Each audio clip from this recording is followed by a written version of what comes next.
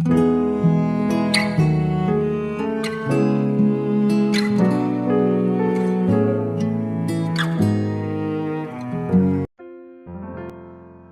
saudara yang dikasihi Tuhan Yesus.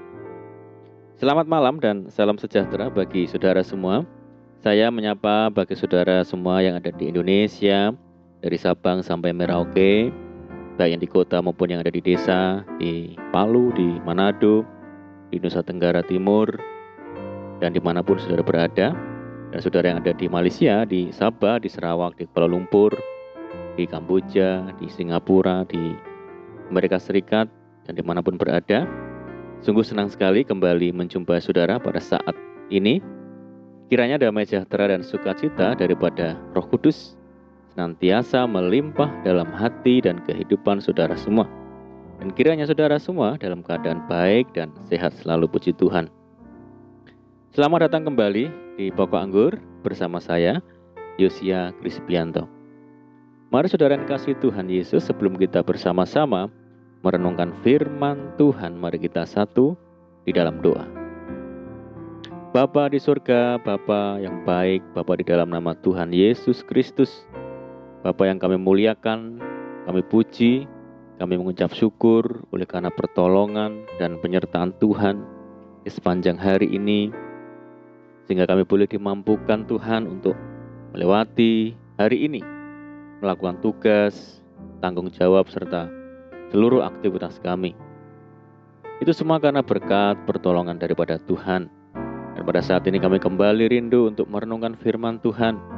Berbicaralah kepada kami ya Tuhan, urapi kami dan jamah hati kami, sehingga kami dapat memahami, mengerti maksud firman-Mu. Terima kasih Tuhan, kami siap merenungkan firman-Mu. Hanya di dalam nama Tuhan Yesus kami berdoa. Amin.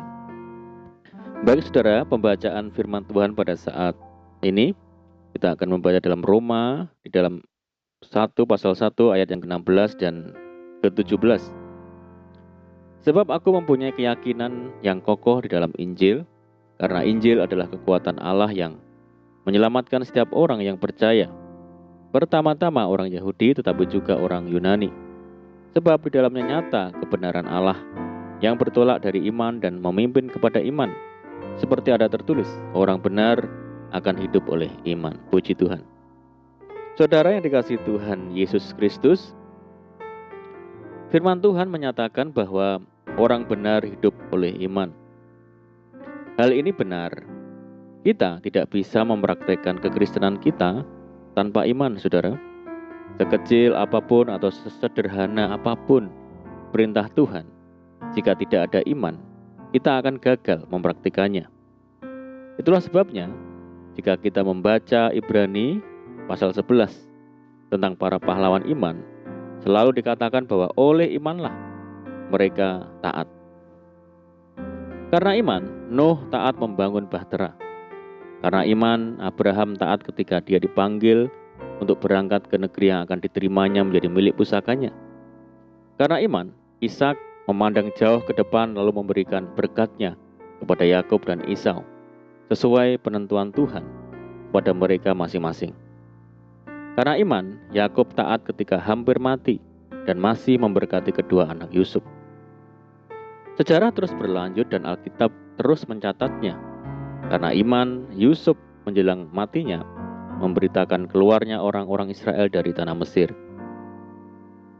Karena iman, orang tuanya Musa setelah lahir disembunyikan selama 3 bulan dari para pegawai Firaun. Karena iman, Musa setelah dewasa menolak disebut anak putri Firaun. Karena iman, Musa pun membawa umat Israel meninggalkan Mesir dengan tidak takut akan murka Firaun. Karena iman pula, dia mengadakan Paskah dan pemercikan darah sesuai petunjuk Tuhan, supaya malaikat pembinasa anak-anak sulung jangan menyentuh mereka. Karena iman, seluruh umat Israel melintasi Laut Merah sama seperti melintasi tanah kering.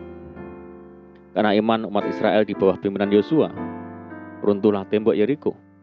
Karena iman, Rahab perempuan sundal itu tidak turut binasa bersama orang-orang durhaka. Saudara, semuanya ini terjadi karena iman. Jika tidak ada iman pada diri kita, bukan hanya kita gagal meraih berkat, Tetapi apa saja yang kita lakukan adalah berdosa di mata Tuhan. Dan jikalau kita belajar dari kehidupan Daud, kita juga akan menemukan iman Daud yang luar biasa, saudara. Daud berkata, "Aku membaringkan diri lalu tidur. Aku bangun sebab Tuhan menopang aku."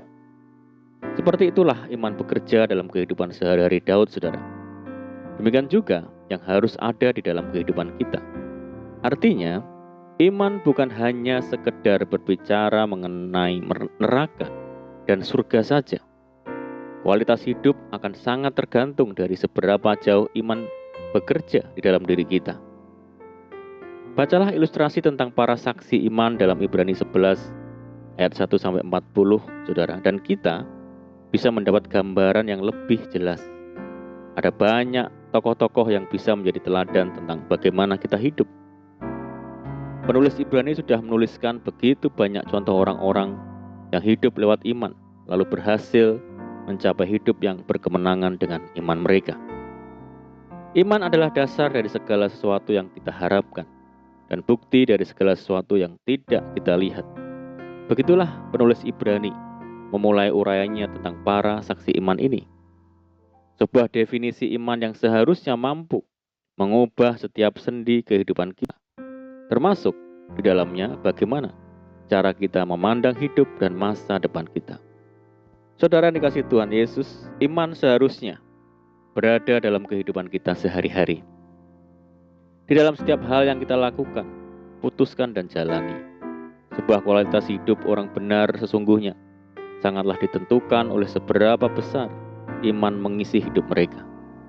Apakah kehidupan yang penuh ketakutan, kebimbangan, yang penuh dengan kekhawatiran, atau hidup yang dipenuhi damai, sukacita, tanpa tergantung situasi yang tengah dihadapi? Apakah hidup dengan sikap positif atau mudah berburuk sangka? Apakah hidup dengan ketulusan dalam mengasihi atau pamrih? Semua akan bermula dari iman seperti apa yang ada di dalam diri kita. Kebutuhan primer bisa menjamin hidup setiap orang, saudara. Tetapi, jika ingin hidup berkualitas sebagai orang benar, maka tidak bisa tidak, itu haruslah bersumber kepada iman. Orang benar, kata firman Tuhan, itu hidup oleh iman. Sebaliknya, orang yang tidak mengindahkan itu akan menjadi orang-orang yang tidak disenangi Tuhan. Tertulis, tetapi orangku yang benar akan hidup oleh iman, dan apabila ia mengundurkan diri, maka aku tidak berkenan kepadanya. Jika ada yang bertanya dari mana iman itu bisa timbul, maka Paulus mengatakan pada ayat sebelum ayat bacaan kita hari ini, saudara, sebab aku mempunyai keyakinan yang kokoh di dalam Injil, karena Injil adalah kekuatan Allah yang menyelamatkan setiap orang yang percaya, pertama-tama orang Yahudi, tetapi juga orang Yunani. Atau ingat pula bahwa iman timbul dari pendengaran, dan pendengaran oleh firman Kristus.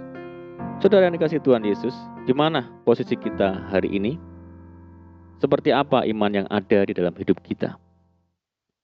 Mari kita pastikan bahwa iman tengah memimpin kita di dalam setiap sisi kehidupan kita. Karena kita adalah orang benar, dan orang benar itu hidup oleh iman. Amin, puji Tuhan. Mari kita berdoa.